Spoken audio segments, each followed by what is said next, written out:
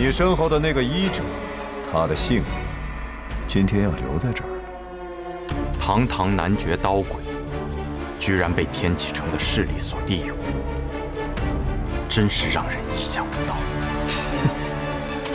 你我不过都是别人手中的刀剑罢了，你们暗河不也一样吗？如今的我们已经不一样了。神夜，一会儿在我们对战之时，想办法离开。男爵的刀鬼，我听过他的名字，听说他的实力已经和刀仙无异，但因为形势太过诡谲，而无法入列刀仙。你千万小心啊！放心，没问题。既然名作直三鬼，那就送你一柄渡鬼吧。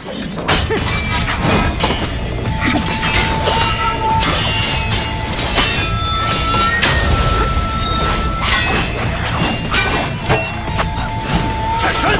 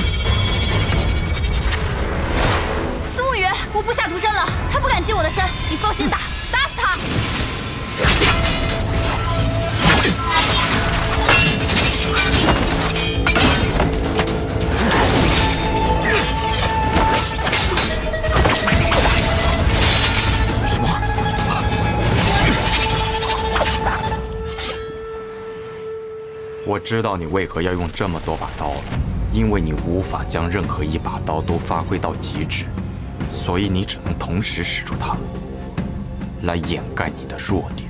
你说的没错，但我会在你斩碎最后一柄前杀了你，直三鬼！如今我和昌河执掌暗河，你应该尊称我为苏家主。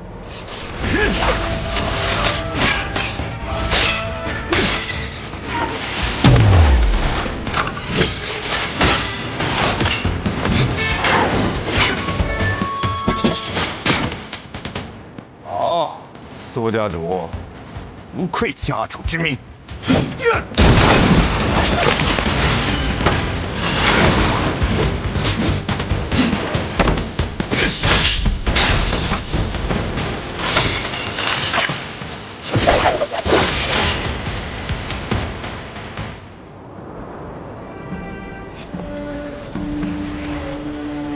没有人。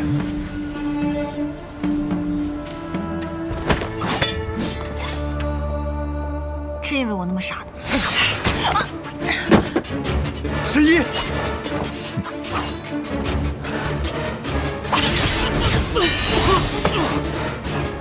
神医，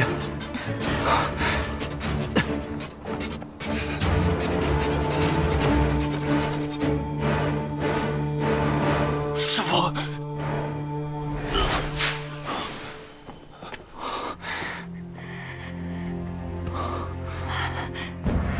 之前，疗箱有一个绿色的药瓶，拿出来能保我一命。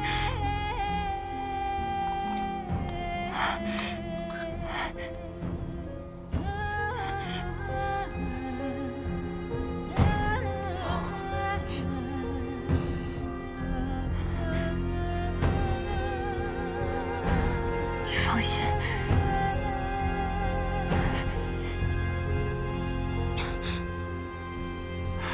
神医，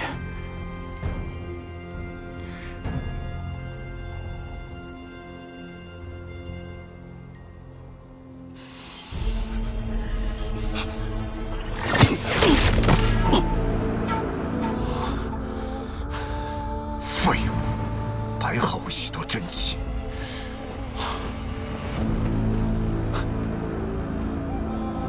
不出剑，仅凭一身剑意和剑气就能杀人，看来苏家主对那女子很是在意。你对你徒弟倒很是无情。哼，如今他已经动弹不得，而且随时都可能会死。你若是再想护他周全，可没有方才那么容易了。为何一定要杀他？他明明是与这些是非最无关之人。哼，那将其卷入这些风雨的苏家主，会感到愧疚吗？红旗，刀削之战！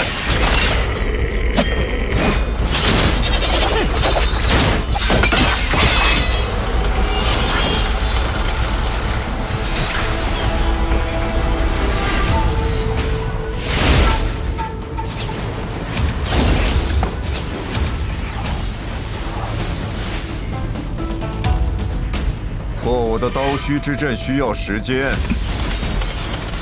你等不到他了。死吧！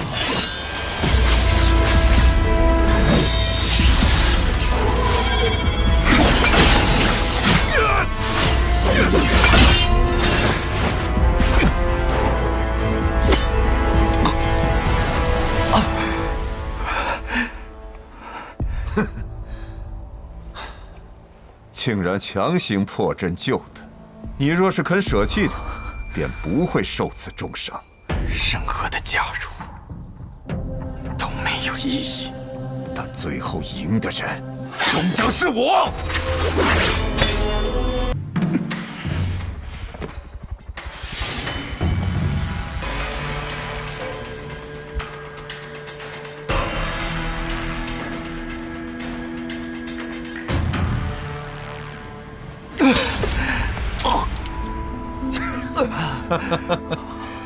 你刚才为了救那丫头，硬扛了我无数刀气，已然受了极重的内伤。一炷香之内，你若再运功，不用我出手，你都会经脉寸断而亡了。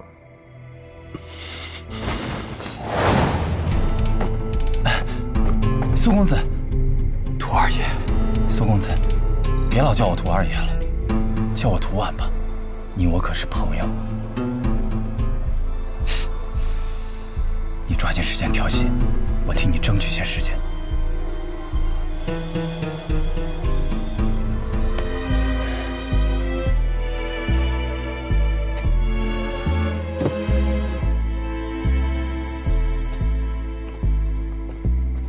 一炷香的时间，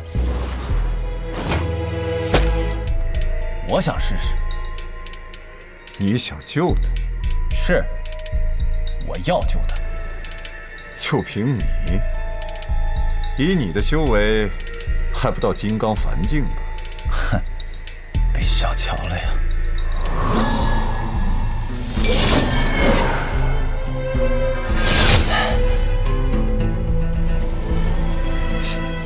能跟苏公子拼到这般地步，想必你也是强弩之末。或许现在的你，还不如一个金刚凡境。既然求死，那便赐你一死。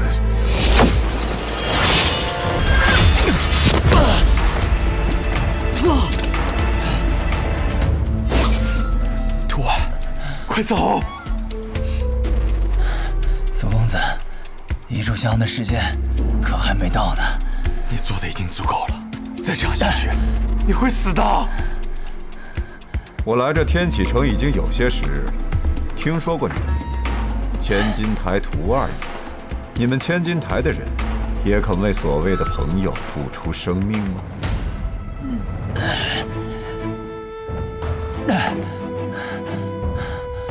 为什么我是徒二爷，就不会为了朋友而死呢？那如果我是徒婉，我会为了朋友而死吗？男人若遇心仪女子，只一眼便可一生不忘，那叫一见钟情；而我们男子，若遇一男子忽觉可付之真心，那叫一见如故。我与苏公子，便是一见如故。好一个一见如故！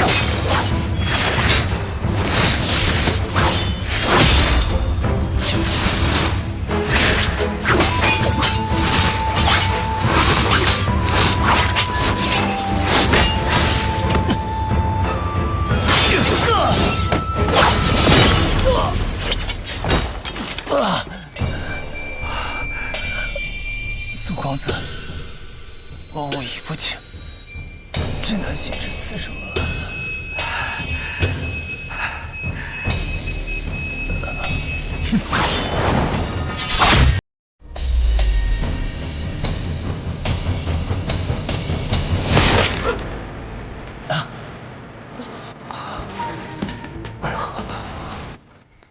一炷香的时间，明明还没有到。因为我是苏沐雨，暗河的苏沐雨，所以我总是比其他人想象中的要更强一些。来吧。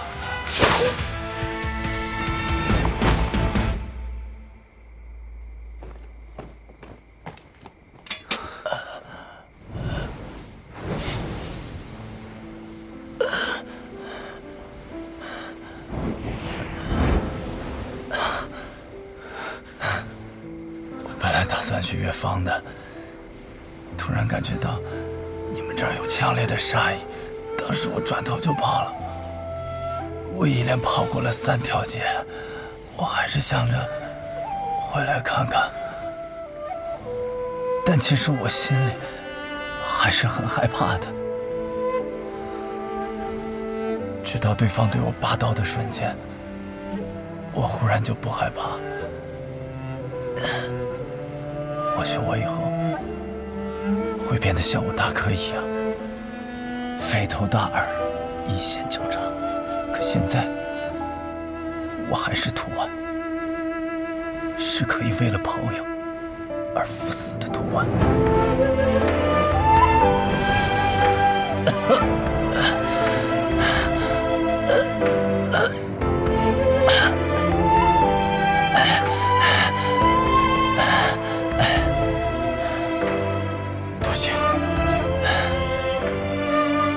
今日恩情，木一定铭记于心。我现在神医会去疗伤，这里便交给你了。啊，放心去吧。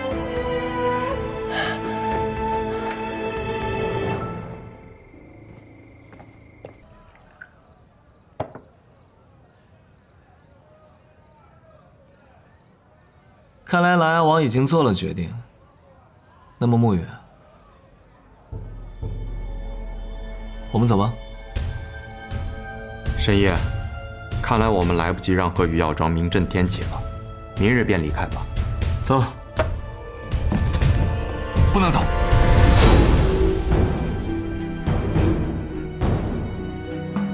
怎么？难不成守护使还要捉拿我们暗河立下大功一件？告诉我破解药人之术的办法。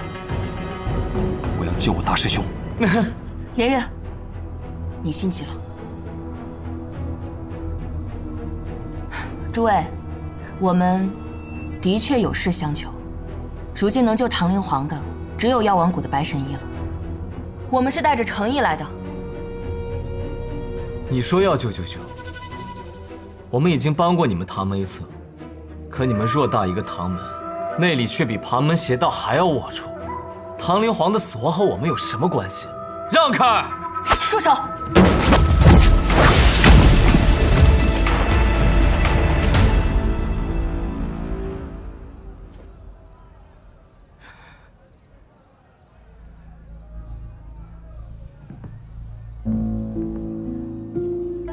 这便是暗河至高武学炎魔掌，果然不同凡响。殿下，你来迟了。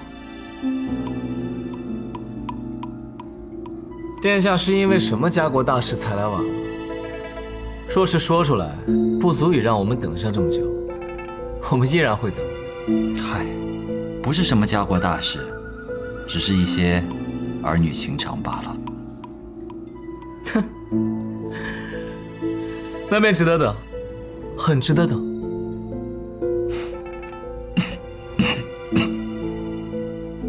神医，怎么了？没什么，只是王爷看起来似乎有些疲乏，需要我为你开些调息的方子吗？多谢神医，不必了。诸位，请。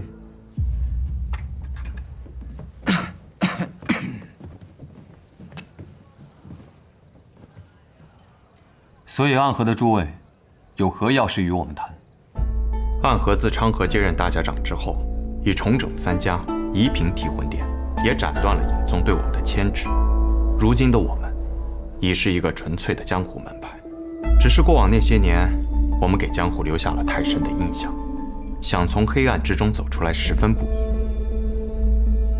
我们原本打算与唐门合作，以唐门在江湖上的威望，来替我们抹平一些障碍。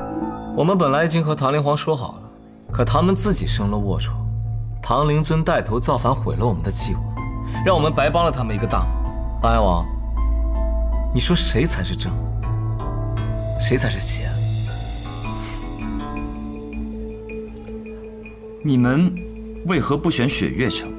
雪月城才是当今江湖第一城。还是王爷高见。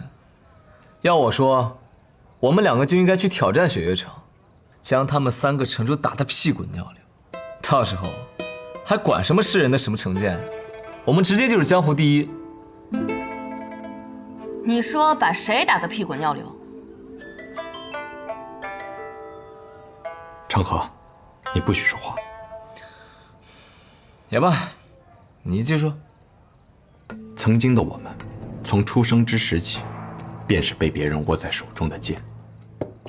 如今的我们，不想成为任何人的附庸，所以雪夜城并不是一个好的选择。所以，你们最终的选择是我。王爷乃北厉军武第一人，朝堂第一人，你的光芒足够耀眼，能够照亮我们前行的路。你们想用王爷的名声，让江湖认可暗河？可以这么说，这是利益的交换。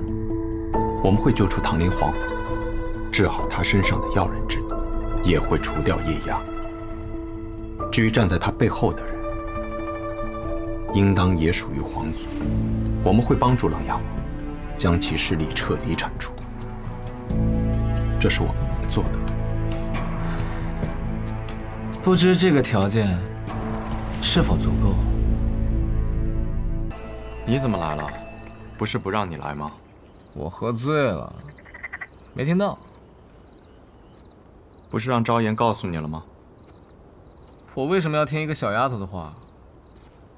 不过既然你不打算动手了，那我们明天去南安吧。为何这么突然？要去南安？刚刚来的消息，你相好的让我们去玩。说原话。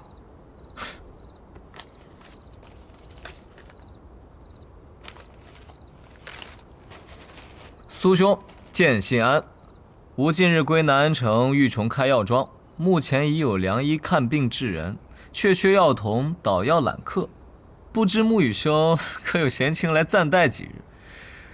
若沐雨兄无空也无关系，但切记别把昌河兄带来。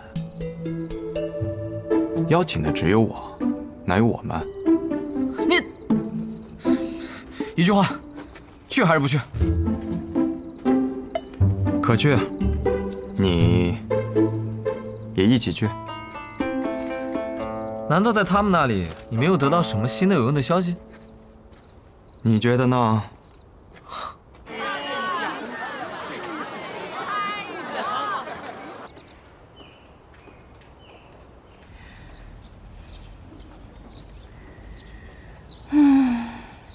这样的生活可真美好啊！暗河的大事已定，你是不是该考虑一下你自己的大事了？狗爹，你又开始胡说八道！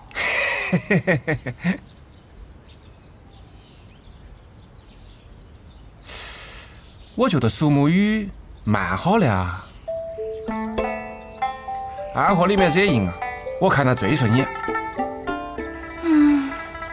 可是我不喜欢他那样的，太轻了，感觉很没趣的样子。可能大多数女孩子会喜欢他那样，看起来温柔，而且啊，长相也很俊秀。但是什么？但是我更喜欢有意思的人，比如苏昌河那样的。啊？那可是暗河的大家长，要武功有武功，要地位有地位，而且呢，人也很有趣，说的话别具风味，是一个很特别的男人。这个臭小子，你这个臭丫头！哎，高爹，你去哪儿啊？我不能杀你，你是我的女，但我可以把苏长河那个男仔杀了。你等着啊，我马上回来。他可是暗河的大家长，苏沐雨只是一个苏家家主而已。为何狗爹你这么喜欢苏沐雨，对苏昌河却这么抗拒呢？苏昌河那个臭小子啊，功夫是高，但是一肚子的坏水啊！你要是嫁给他，爱媳妇是小事，怕是一辈子要当寡妇啊！哎，英雄注定是要被你们这些俗人所误解的。我们家昌河呀，那岂是……没想到神医对我居然如此中意啊！不会吧？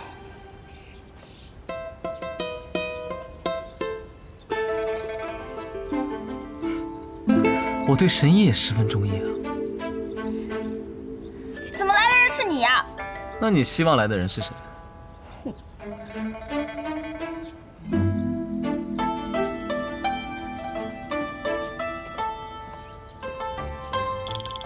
这位姑娘是？她是这个世间苏沐雨最在意的女人，她是和苏沐雨青梅竹马长大的好妹妹，她就是萧昭言，来自暗河的家园。去南安，那里有位神医，正好缺一名捣药的弟子。原来苏沐雨时常挂念的那位家园中的人，就是萧姑娘啊。小妹萧昭言见过白神医。小妹，这么说，萧姑娘比我年轻了。敏感了，敏感了不是？你这小丫头真不会讲话。白神医才30，你怎么能叫姐姐呢？你应该叫她狗爹。在，给我杀了他！好嘞！呀，往哪跑？哎，就说，萧姑娘，既然你来了，那么苏沐雨呢？啊，沐雨哥哥说他好像要去见什么人，没有与我们同行。不过他一会儿就到。见人，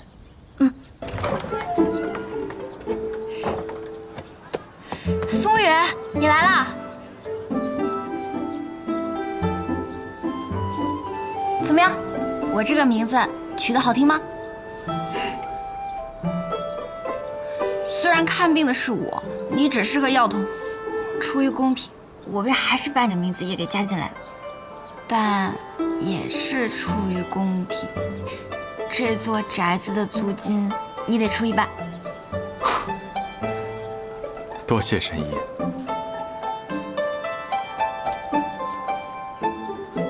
这位摘的桂花糕，你谢我做什么？听说你方才去见人了，怎么南安城中你还有朋友？算不上朋友，只是故人，恰逢在这南安城中遇见了。哦，神医，怎么了？既然这药庄有我一半，那为何还不请我进去啊？哦，请进，进来，进来，进来，进来。哦。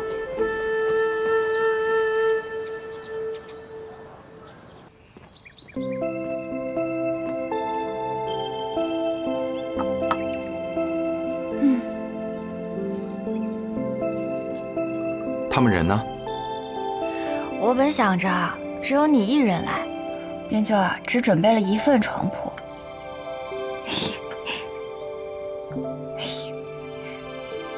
狗爹呢倒是有先见之明，知道苏昌河定会跟来，所以就悄悄多准备了一份。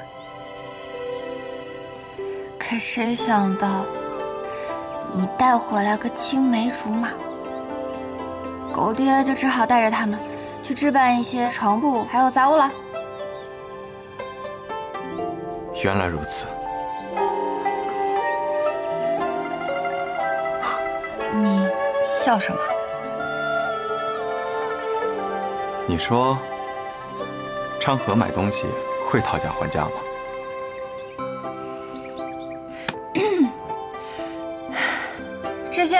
这些，都给我包起来。那些，还有那些，我都要了啊！啊，这是1锭银子，喏，不用找了。惟妙惟肖。我跟你说，人突然有钱之后啊，都是这个样子的。他现在不是暗河大家长了吗？那暗河的钱，就都是他的了。对了，你那个妹妹是怎么回事啊？你怎么突然把她从家园里给带出来了？你不是和我说过，家园才是最安全的地方吗？因为我们查到了，当年覆灭无间城是暗河制的刀，其中一些人尚且存活于世，并且就在家园之中。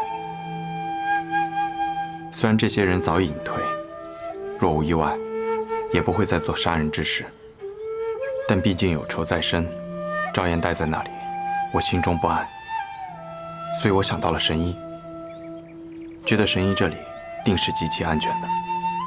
神医这么可靠，再加上有哲叔坐镇，赵岩待在这里定然安全。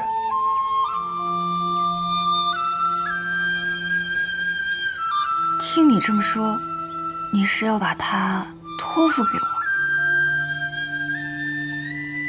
难道你还有什么别的事情要去做吗？和无间城有关？我暂时不会离开，会在南城中住下。毕竟这是由我出力的药庄，得好好经营起来才是。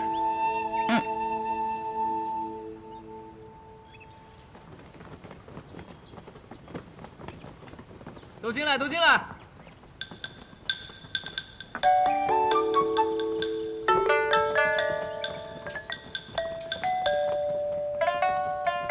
先放这儿。想想怎么安排啊？那些吃食先放厨房。好嘞。床褥什么的，哲叔，你带着他们先放里屋。跟我来。其他的东西就先放这儿吧，我再想想怎么安排。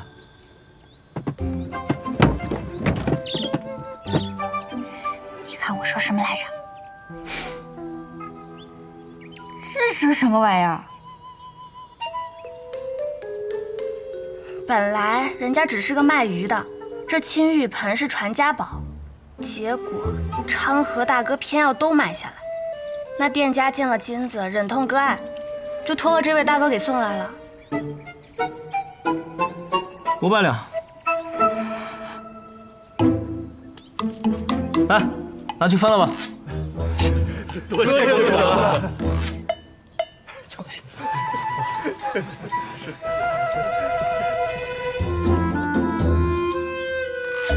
我们这是药庄，又不是杂货铺。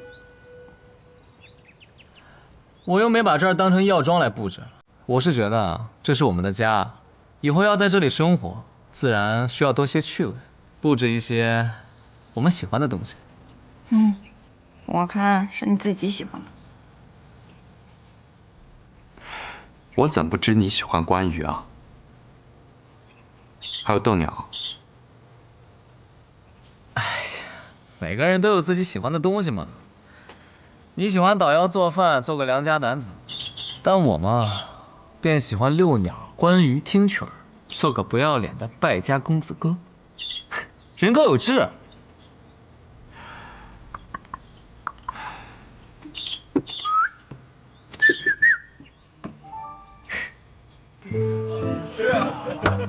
哎，各位南城的父老乡亲们，下面我宣布，我们鹤羽药庄正式开张啦！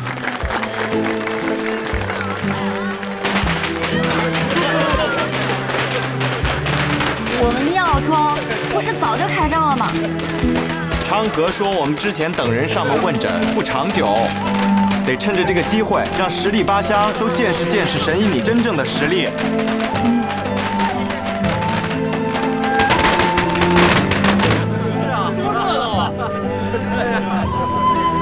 仙火气。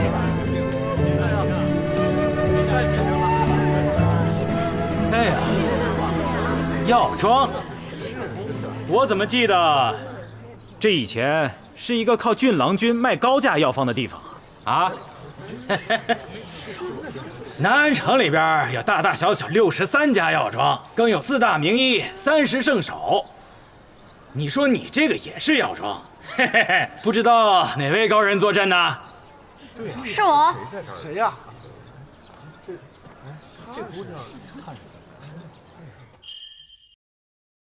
大师，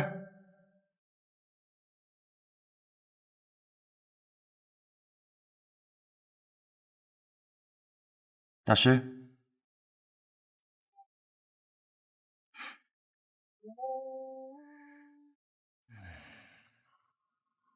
大师，别睡了，大师。王爷呀，哎呀，抱歉呀，一路行来略感疲惫，睡着了。望喜大师和忘忧大师还真是不一样啊。哎呀，我那师兄啊，名为忘忧，可如今却是天天忧愁不断。我名望喜，却过得自在逍遥，真是命运弄人呐！方才入定，我做了一个梦，梦见佛陀与我相谈，谈着喜忧之道。大师啊，你我相识多年了，又何苦在我面前装高人呢？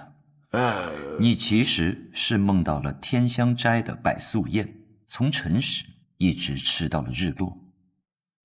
你怎么知道的？口水流出来了。阿弥陀佛，罪过。大师，忘忧大师和那个孩子最近过得好吗？那个孩子跟他的父亲叶鼎之一样，是一个武学奇才呀。哎呦，谢过。我倒是希望他能够普通一点，他越厉害，也就越危险。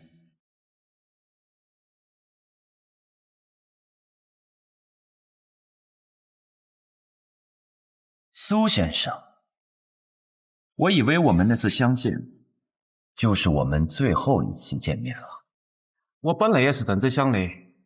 那是什么改变了苏先生的想法呢？是这该死的命运吧。降魔法杖。哼，这位大师好见识，正是降魔法杖。我是你苏哲心中的魔，我来帮王爷除克这心中的魔。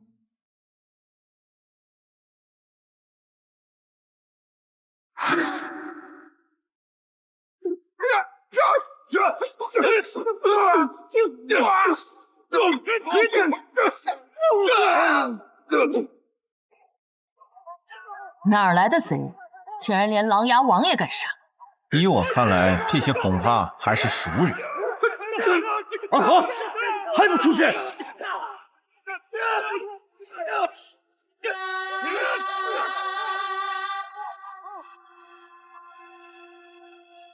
走！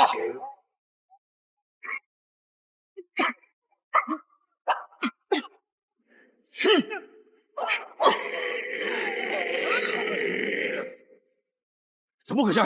就来这么点人？绝对是你们多派系了！大家长在上次刺杀琅琊王的行动中身负重伤，我等需要留下足够的人手守卫大家长。你们知道我来此处不会带多少护卫，所以觉得这是杀我的最好时机。我们从来都不觉得能够杀死你，杀你的代价太高了，安和承担不起。那为何我们又在此处相见了呢？我刚才不是讲过了，都是那该死的命运啊！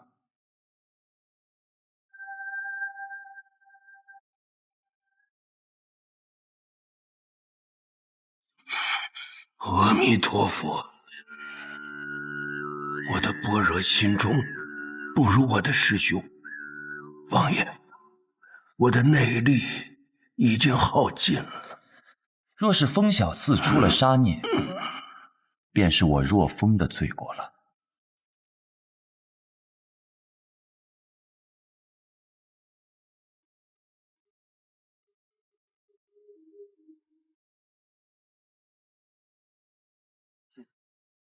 让我见识一下这传说中的列国剑法——天魔16舞。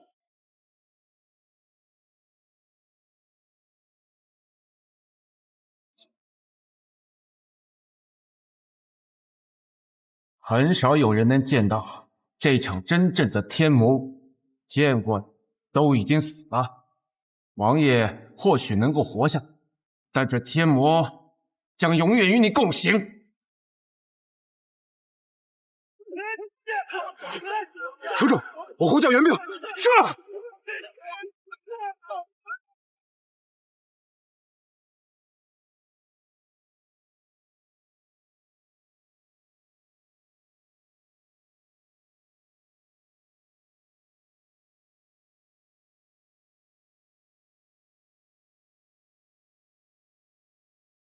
玉，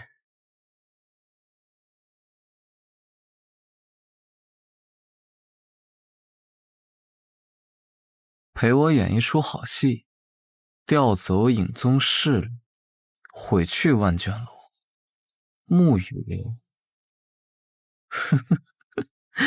好，好，好！我现在就去天启城，看看这出好戏有多精彩。驾！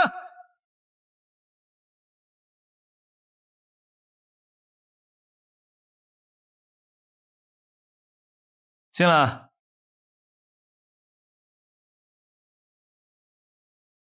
哲叔已经动手了。风小寺中杀机已现，哲叔说了，一定打得惊天动地，他保证。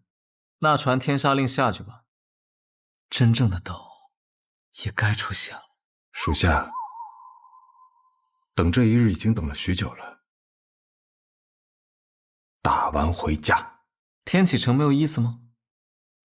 我猜苏沐雨就算是在影域之中，也会觉得别有一番风味。很无趣啊，永远都感觉身上有一根线提着，而今日就是斩断此线的时候。新雕的桃木剑，望城山求来的。哎，你就这么喜欢做一个术士？也曾想过羽化登仙，驾鹤而去。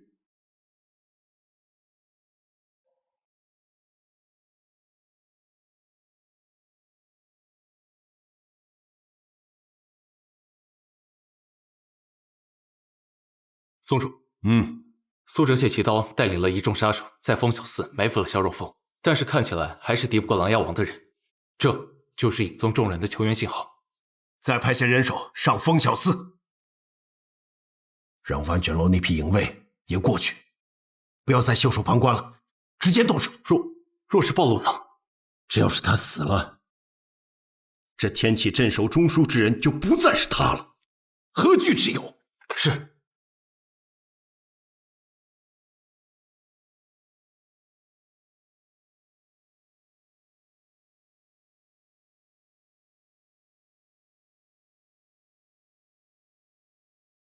小神医，没想到我们又见面了。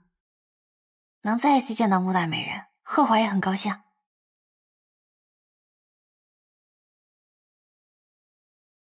来。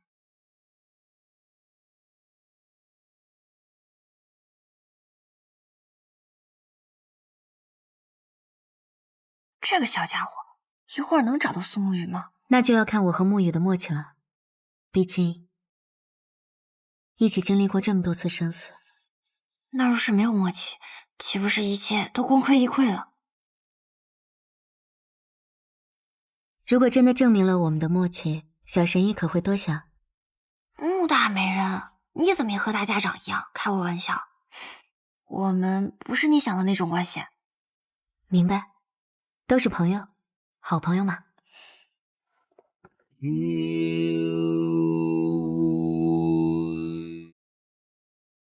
宗主，宗主。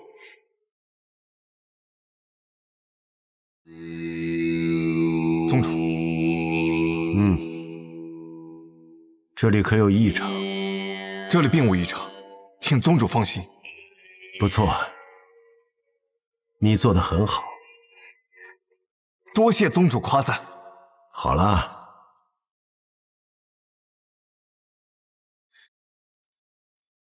宗主，你这是怎么连我都不能进吗？属下不敢。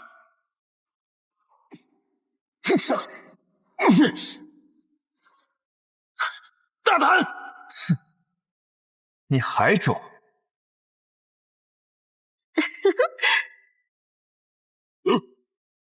你是怎么发现的？宗主曾经跟我有过约定，即便是他也不能进入这隐域。就算现如今宗主必须要进去，他也一定会跟我提起这个约定。可你方才来时，却似乎这件事情从未发生过，所以你定然是人假冒。真是没有想到，原来易卜也有聪明的时候。隐域如今的守卫换成了鹰眼团，就算以我们三官的身份，也没有资格越过他们进入其中。那我便换张脸，易卜应该也难以想象会有人胆大包天，用他的身份混入其中吧。哼。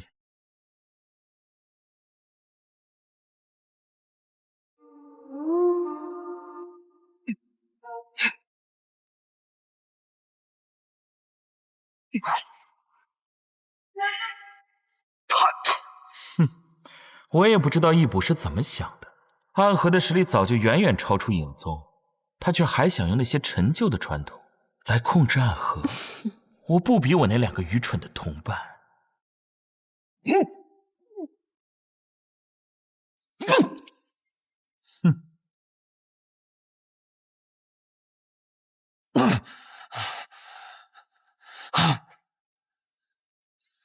你背叛我们！我说过，我欣赏苏成河。在那次黄泉当铺之后，我就已经开始联系他了。他比你们都聪明，知道什么叫做择良木而栖。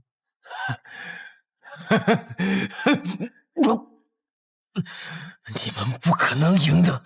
哼，你有没有想过一种可能？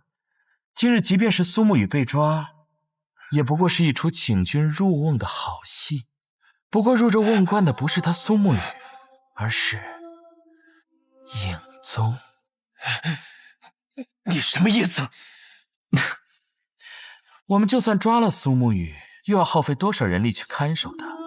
若是让他闯出我们的牢狱，又要耗费多少人力去阻拦他？届时的影宗，也就是任人鱼肉了。你话太多。沐英，看清楚他的模样了吧？不是多么值得去铭记的长相，勉强记住了9分吧。很好。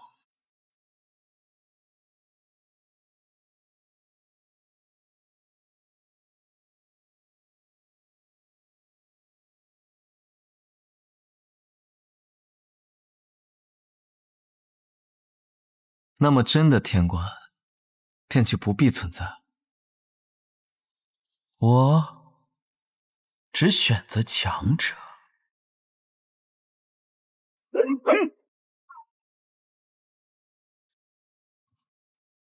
这阵法是星辰北斗阵，这个阵法的杀人本事一般，但是困人本事却是世间阵法中数一数二的。有本事便来破阵！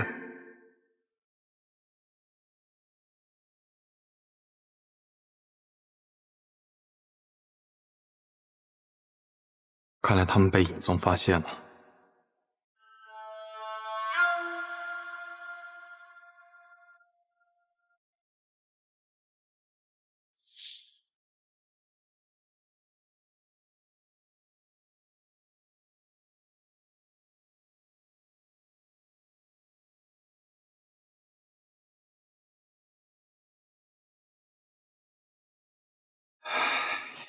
有点恶心。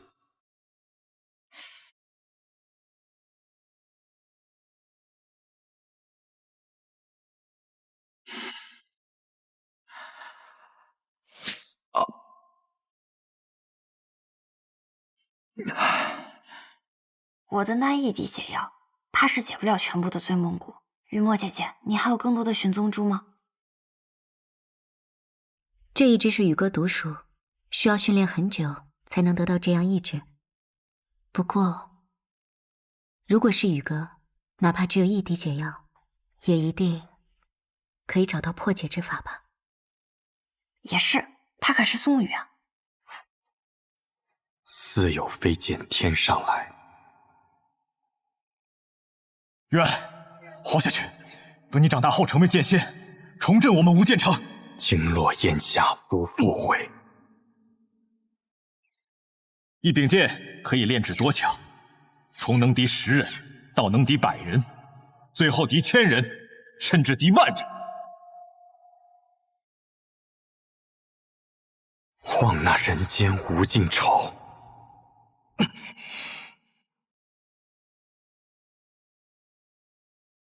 再看来时，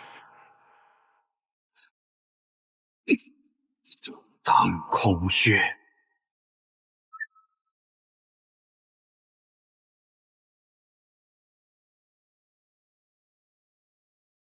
父亲，今夜便借你到凛然剑气吧。小子。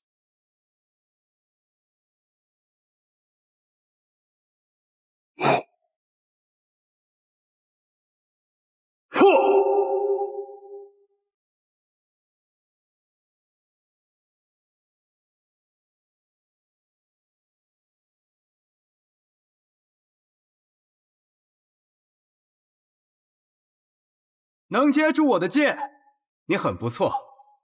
我能看出来，你不知是受了伤，还是大病初愈，真气很不稳固。但是下一击七星连珠，你一定接不住。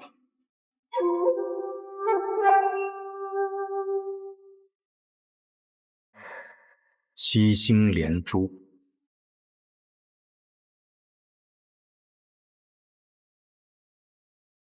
这是我祖传的剑招，杀死过5个乱世之王，用来对付你一个暗河杀手，这是你的荣幸。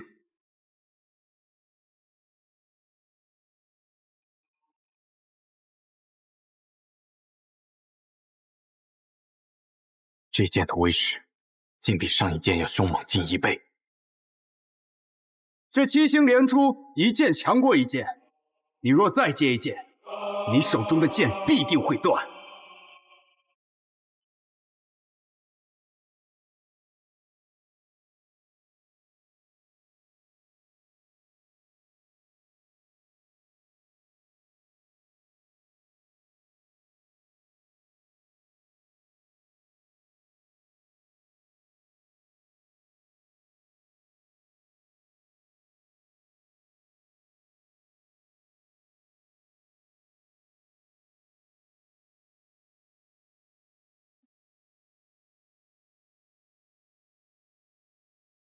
这是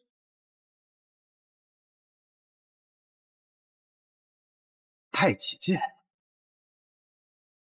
一个杀手居然会这世间最缓慢的剑法，但接下来的剑可没那么简单。是吗？可你的剑势分明也在消耗你的气力。下一剑，请吧。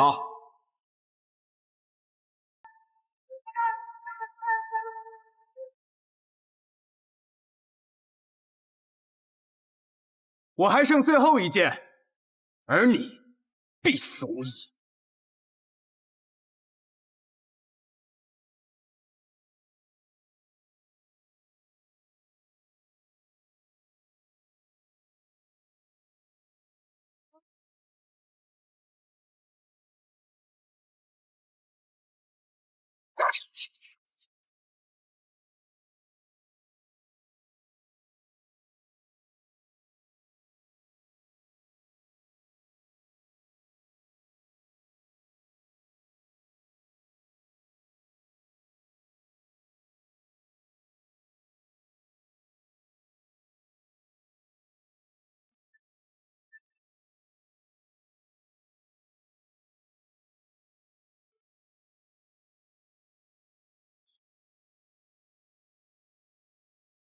爷爷，两位叔公。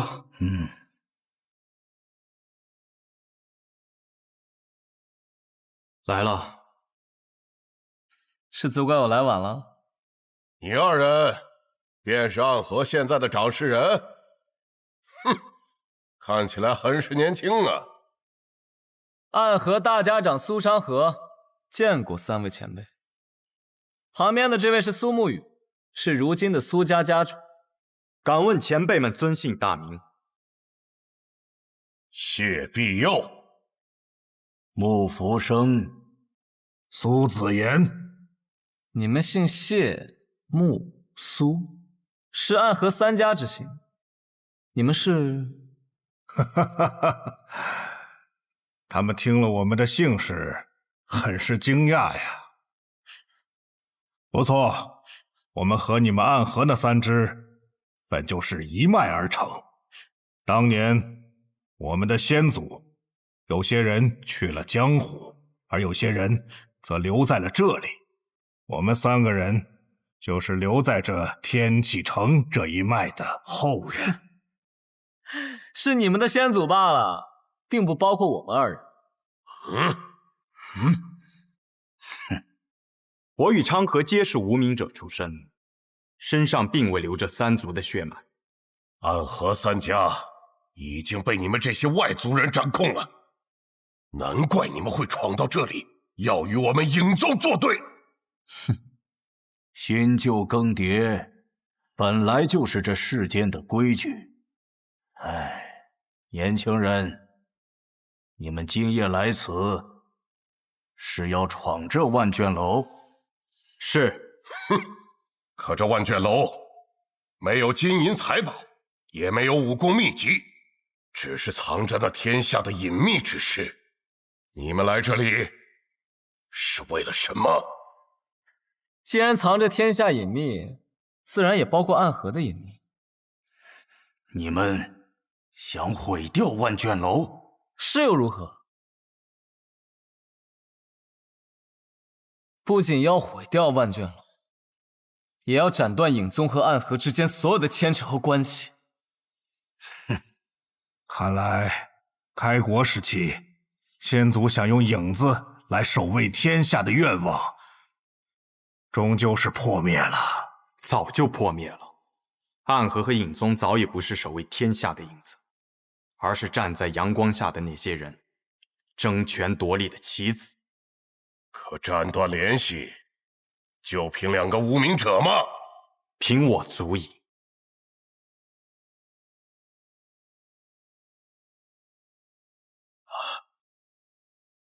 18禁阵，哼，那便让我来会一会。荣幸至极。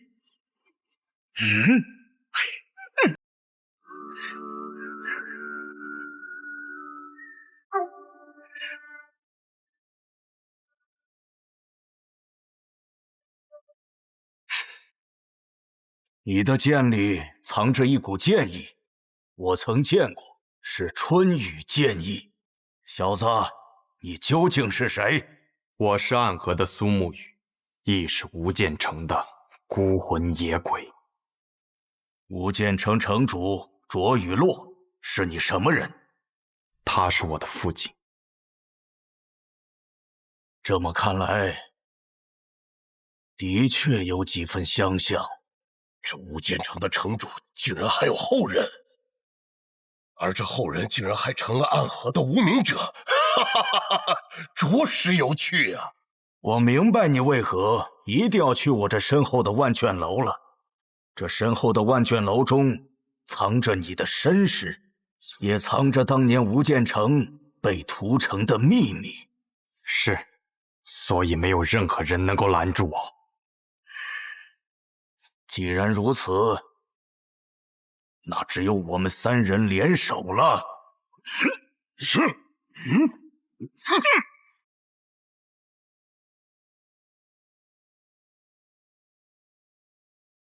你们真不要脸啊！居然想3打1，那就由我来会会你们。昌河，你先退下。你已经很累了，只要我还站着，你便无需动手。虽然同为3家之姓，但他们在天启城中养尊处优，一代又一代过去了，他们早已不再是黑暗中的影子，而是光芒之下的世家贵族。杀人这件事，离他们已经太远了。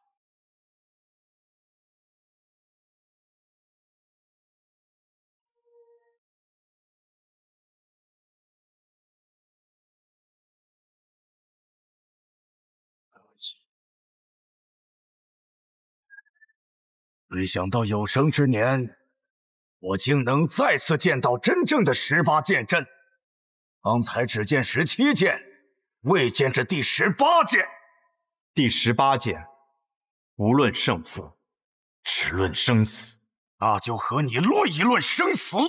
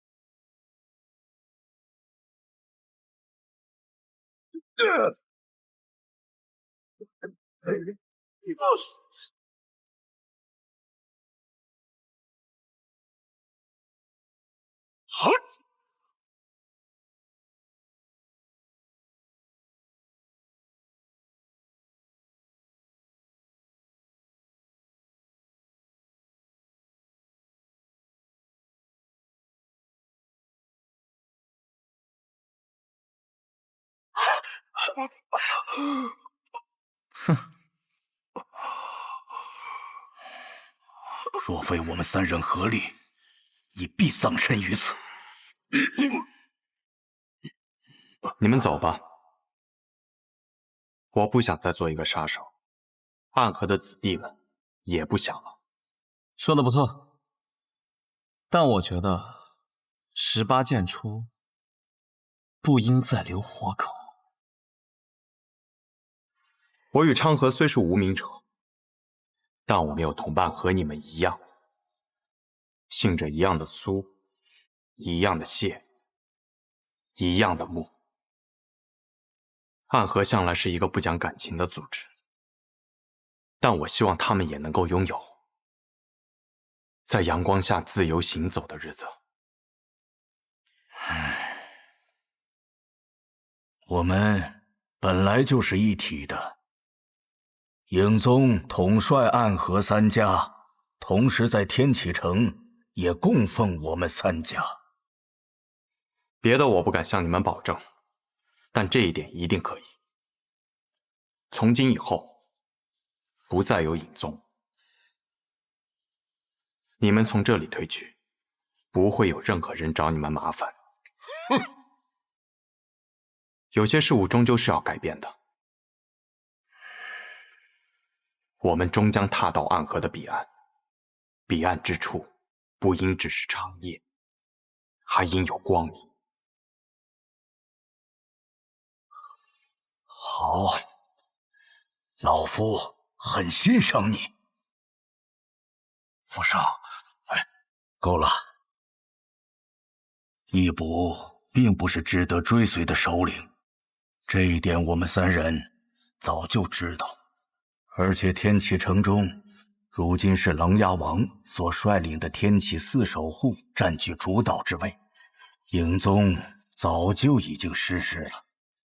与其跟着他死，不如另谋出路。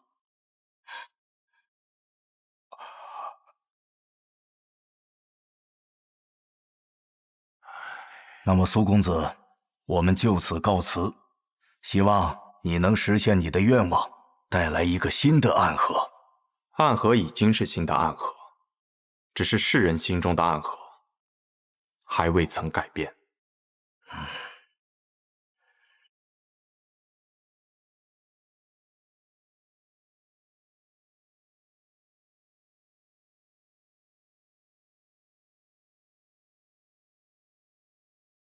宇哥这是得手了，少声音。此处应该没有别的变故了，你先去客栈跟他们会合。那你呢？此件事了，我该去处理我的私事了，就不回去了。好，穆大美人，你注意安全。告辞。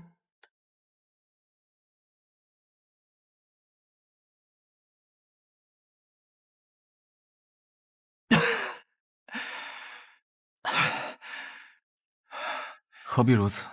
方才若我们一起动手，便不会这么狼狈了。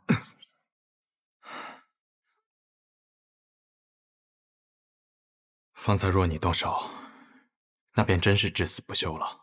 很久没有见你出第18剑了，按理说你这18剑阵全出，可就只死无生啊！你竟然还放过那些老头子一命。要我说杀了就杀了，反正一切都要推倒重来。有些东西可以推倒重新来过，有些东西不可以。比如这万卷楼，便要彻底毁去。长河，留给你的对手快到了。对于他，我可以不论生死了吧？一切由你。得嘞。哎，等等，宋宇，为什么我总觉得你才是大家长，我就是个打杂的呢？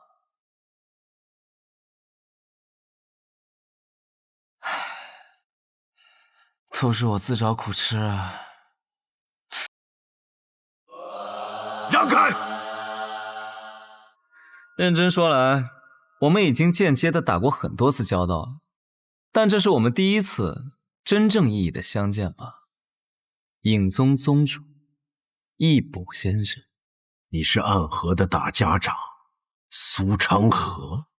正是，暗河打杂人苏长河，奉苏家家主苏沐雨之命，在此留下你的姓名。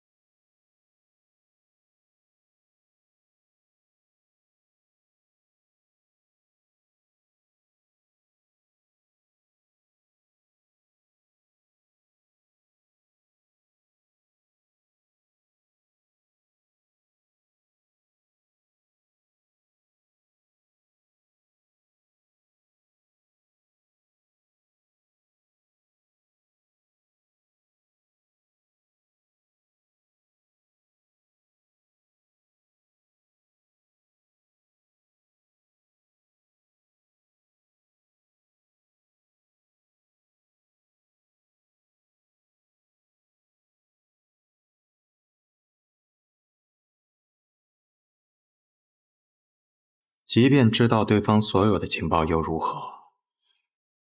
他还是天下第一，你们还是对付不了他。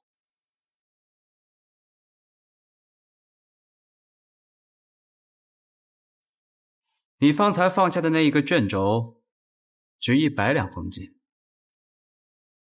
你还没走？爷爷让我留下来，他说你或许需要我的帮助。我不要你的帮助。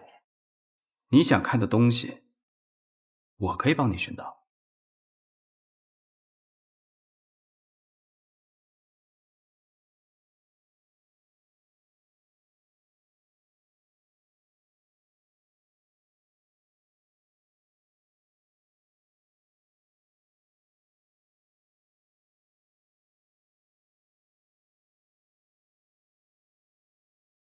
白小棠，剑心中。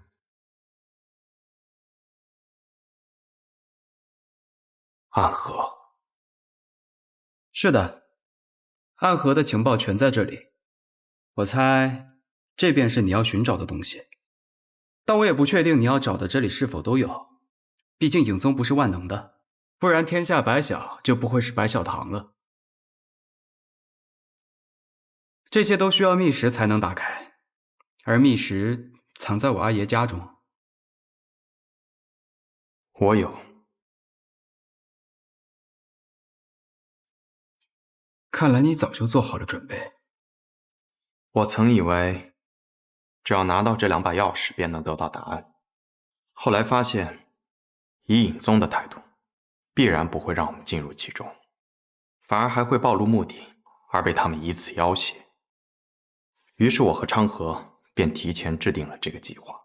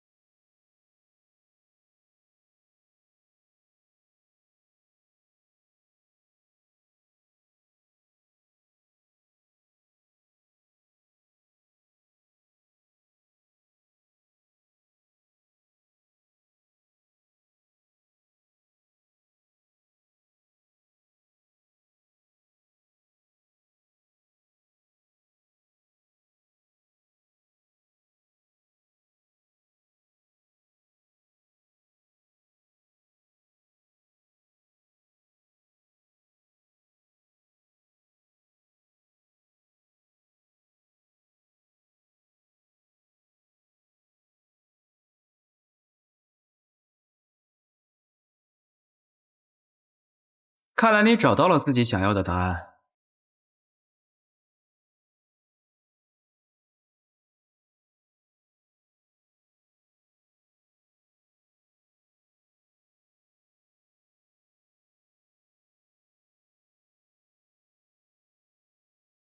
怎么？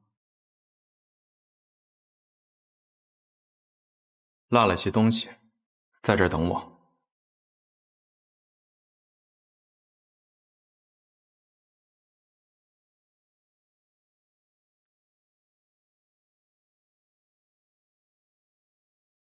苏沐雨受了重伤，三爷，找机会在苏沐雨背后射出一箭，改变今晚这场战斗的结局。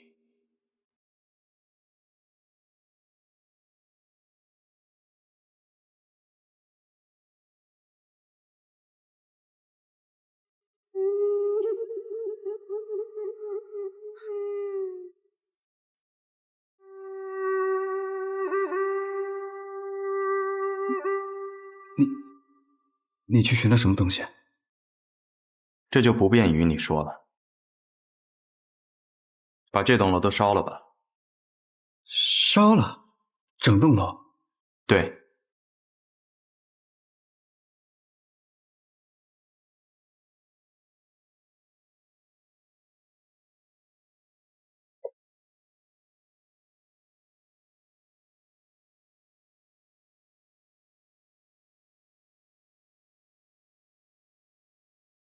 他方才露出的破绽，是故意的。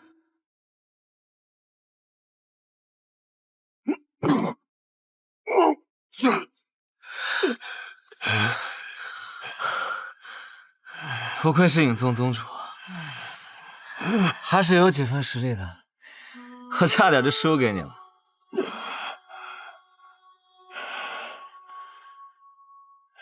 一切终于都结束了。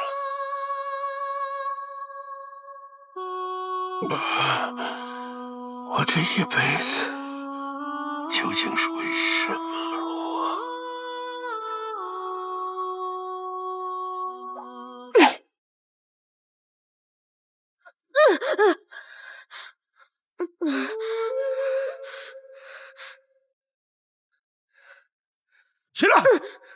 你这个懦夫，将来要怎么样重振影宗？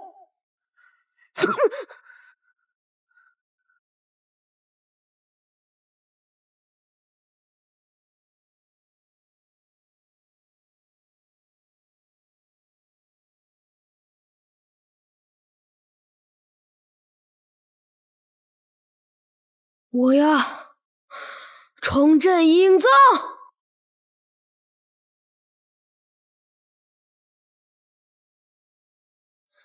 我不是什么影宗复兴的希望，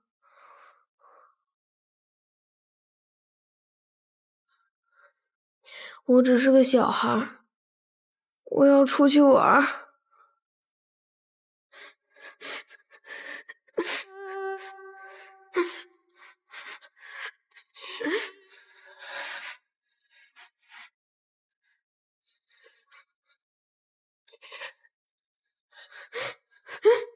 少宗主，老宗主已死，请少宗主接任宗主之位，重振影宗。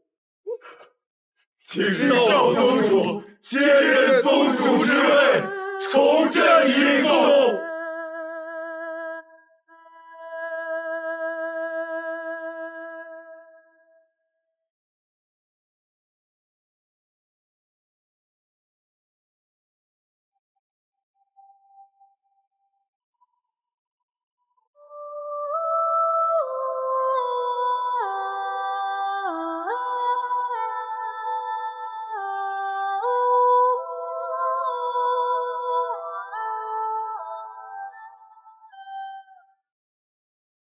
从那天起，我成为影宗有史以来最年轻的宗主。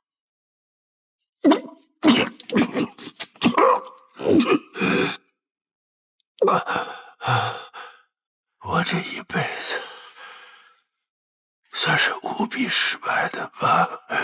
影宗不仅没有振兴，还在我的手中彻底消失了。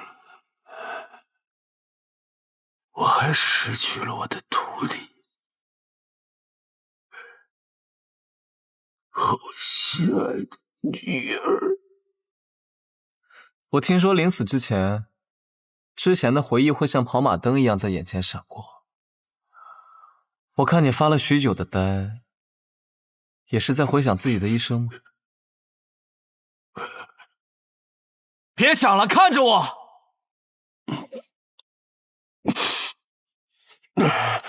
来呀，你动手啊！啊！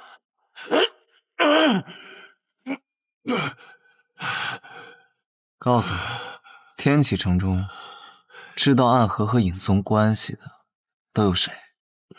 怎么？你是想把他们都杀掉是吗？是又如何？你觉得我杀不了你，可我不还是把你们都杀了？放心吧，如果让人知道在江湖上恶名昭著的杀手组织背后竟是朝廷所控，那会引起天下的恐慌吧。知道暗河和影宗关系的也不过是寥寥几人。寥寥几人便是友人，告诉我他们的名字，我可以留你全尸。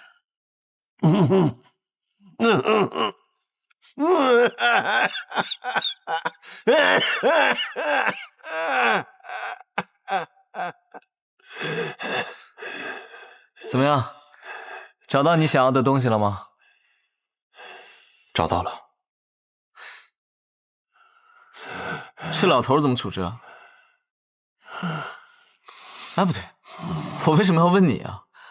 明明我才是暗河之主，要我说就把他的手脚都砍了，要不然他是不会告诉我们天启城中还有谁盯着暗河。就算你斩断他的手脚，他也不会告诉你的。你杀过的人不少，这样的眼神应当也见过不少。我发现你这个人真无趣啊！我不过就是想折磨他一下罢了。你还有什么想说的吗？秉承着最后一点的良知，我愿意听听。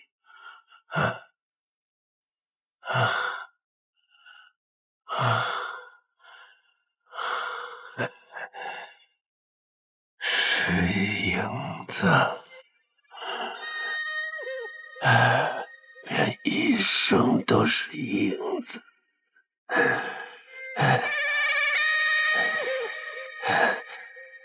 影子，若是想走到阳光下，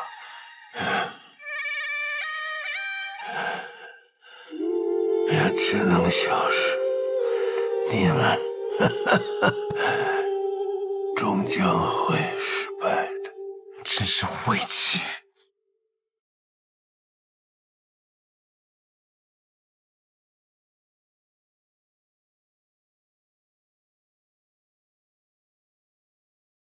苏沐雨，今天我们也算是大获全胜，我请你到碉楼小筑上去喝上一杯。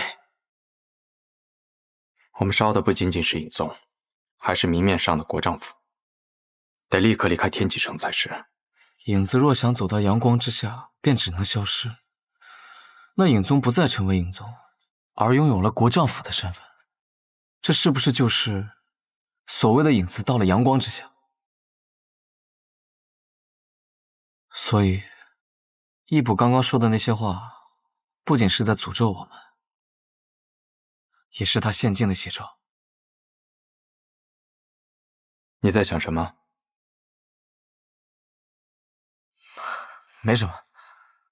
哦，对了，这个给你。这是什么？你的内阁放着这些，我没有看。你不是一直不记得小时候的事吗？看看这上面写了什么。